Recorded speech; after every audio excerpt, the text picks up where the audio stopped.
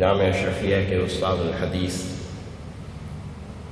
Government college باغبان پورہ کے professor جناب مولانا محمد یوسف خان صاحب کو کہ وہ تشریف لائیں، اور چونکہ یہ علامہ اقبال پہ کانفرنس ہے اور رابطہ ادب اسلامی کے تحت ہے، اس لیے رابطے کی کانفرنس ہو اور مولانا ابوالحسن علی ندوی کا ذکر نہ ہو، یہ ممکن نہیں۔ مولانا یوسف خان صاحب کا موضوع ہے علامہ محمد اقبال اور مولانا ابوالحسن علی ندوی۔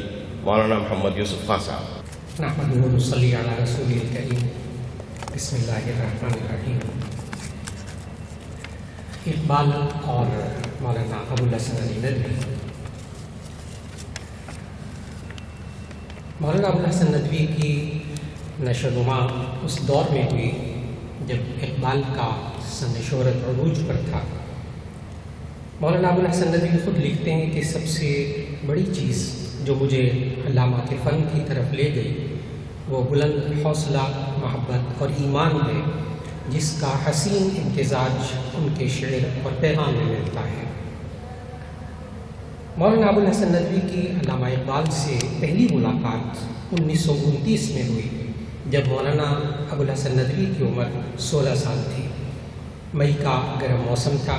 پنجاب یونیورسٹی لاہور کے اسلامی فن تعمیر کے استاد ڈاکٹر عبداللہ چغتائی یہ مولانا ابوالحسن ندوی کو علامہ اقبال کی خدمت میں لے گئے اور علامہ اقبال کے اشعار کے شاعر کی حیثیت سے علامہ اقبال سے ملاقات ہوئی۔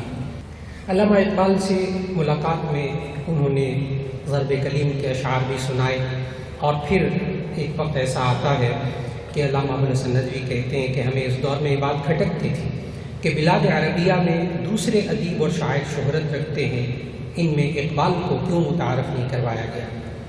چنانچہ ایک تاریخی ملاقات مولانا ابوالحسن ندوی اور علامہ اقبال کی ہوتی ہے 16 رمضان 1356 ہجری کے مطابق 22 نومبر 1937 کی یہ تاریخ تھی جب مولانا ابوالحسن ندوی نے اپنے پھوپھا مولانا سید طلحہ حسنی جو استاذ تھے اورینٹل کالج لاہور میں، یہ علامہ اقبال کے گھر گئے، اور علامہ اقبال کے اس وقت طویل علالت کا زمانہ تھا۔ اس وقت علامہ اقبال نے کہا کہ اسلام اپنے پیرووں میں عملیت اور حقیقت پسندی پیدا کرتا ہے، اور اس کے نتیجے میں وہ عقیدہ و عمل، سیرت و اخلاق پر گامزن رکھنے کے لیے انسان کے لیے بہت رہنمائی مہیا کرتا ہے۔ اسی نشست میں مولانا ابوالحسن ندوی لکھتے ہیں کہ وہ وقت پاکستان کے وجود میں آنے سے 10 سال پہلے کی بات ہے۔ اس وقت علامہ اقبال نے پاکستان کے بارے میں فرمایا تھا 1937 میں کہ جو قوم اپنا ملک نہیں رکھتی وہ اپنے مذہب اور تہذیب کو بھی برقرار نہیں رکھ سکتی۔ دین اور تہذیب حکومت اور شوکت ہی سے زندہ رہتے ہیں، اس لیے پاکستان ہی مسلم مسائل کا واحد حل ہے اور یہی اقتصادی مشکلات کا حل بھی ہے۔ مولانا ابوالحسن ندوی کہتے ہیں کہ مجھے یاد ہے کہ میں نے اس مجلس میں جب علامہ اقبال سے عربی ترجمے کی اجازت لی تو بہت خوش ہوئے، اور فرماتے ہیں کہ میں نے اس وقت بھی ضرب کلیم کی بعض پسندیدہ نظمیں سنائی تھیں۔ مولانا ابوالحسن ندوی لکھتے ہیں کہ اس ملاقات کے 6 ماہ بعد 21 اپریل 1938 کو جب علامہ اقبال کی وفات کی خبر سنی تو ان کے فن اور شخصیت پر کام کرنے کا عزم اور پختہ ہو گیا۔ مولانا ابوالحسن ندوی نے علامہ اقبال کی زندگی پر ایک مقالہ لکھا جو بعد میں حجاز ریڈیو سے نشر ہوا۔ 1950 میں جب حجاز، مصر اور شام کے سفر کا موقع مولانا ابوالحسن ندوی کو ملا تو انہوں نے علامہ اقبال کے فکر و فن سے متعلق چند مقالات لکھے، جن میں سے ایک مقالہ قاہرہ یونیورسٹی میں بھی پڑھا گیا۔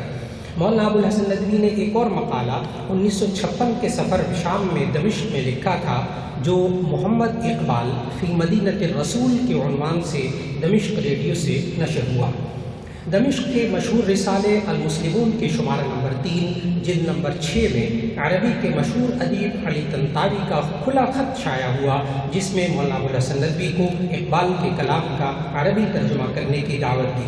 چنانچہ مولانا ابوالحسن ندوی نے عربی میں کتاب روائع اقبال لکھی اور اس کے ذریعے عالم اسلام کو اقبال کا پیغام پہنچایا۔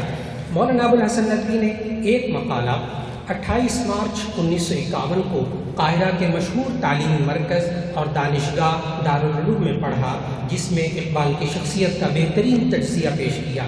مولانا ابوالحسن ندوی نے وہاں اس وقت اس مقالے میں خاص بات یہ کہی کہ اقبال کی شخصیت میں 5 تخلیقی عناصر ہیں جس نے اقبال کو دل آویز شخصیت بنایا۔ ان میں سے پہلا عنصر جو اقبال کو اپنے داخلی مدرسے میں داخلی کے بعد اول دن سے حاصل ہوا، علامہ ابوالحسن ندوی لکھتے ہیں، وہ اقبال کا ایمان اور یقین ہے۔ مولانا ابوالحسن ندوی نے اقبال کی شخصیت کا تجزیہ کرتے ہوئے پھر یہ لکھا کہ اس کے اندر دوسرا جو عنصر موجود تھا وہ یہ تھا کہ انسان اقبال کی شخصیت کو بنانے والا دوسرا عنصر جو ہر مسلمان کے گھر میں موجود ہے، اور وہ ہے قرآن مجید، جس نے اقبال پر بہت اثر ڈالا۔ جیسے اقبال نے کہا، تیرے ضمیر پر جب تک نہ ہو نزول قرآن، گرا کشا ہے نہ راضی نہ صاحب کشاف۔ مولانا ابوالحسن ندوی لکھتے ہیں کہ تیسرا عنصر جس کا اقبال کی شخصیت کی تعمیر میں بڑا دخل ہے وہ عرفان نفس اور خودی ہے، جسے اقبال نے کہا، اپنے من میں ڈوب کر پا جا سراغ زندگی، تو اگر میرا نہیں بنتا نہ بن، اپنا تو بن۔ چوتھا عنصر مولانا ابوالحسن ندوی لکھتے ہیں جس نے اقبال کی شخصیت کو پروان چڑھایا، ان کی شاعری کو بہت چمکایا، وہ اس وقت ایک اہم بات تھی اقبال کے اندر جو تبدیلی آئی، وہ تھی اقبال کی آہ سحرگاہی۔ اس کا اصل سرچشمہ ہے جب سارا عالم خواب غفلت میں پڑا سوتا رہتا، اس اخیر شب میں اقبال کا اٹھنا، اپنے رب کے سامنے سجدہ ریز ہو جانا، رونا، یہی وہ چیز تھی جس نے اقبال کو ایک نئی قوت، نئی روشنی دی، جس پر اقبال نے کہا کہ عطار ہو، رومی ہو، رازی ہو، غزالی ہو، کچھ ہاتھ نہیں آتا بے آہ سحرگاہی۔ مولانا ابوالحسن ندوی لکھتے ہیں کہ 5واں مؤثر عنصر جس نے اقبال کی تخلیق میں اہم حصہ لیا وہ مولانا رومی کی مثنوی معنوی ہے۔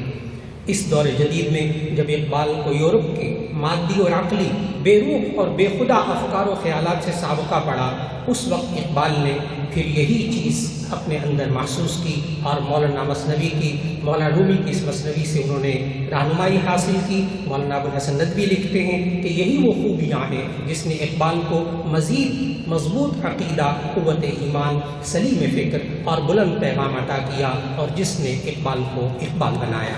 تو آخر دعوانا ان الحمدللہ رب العالمین۔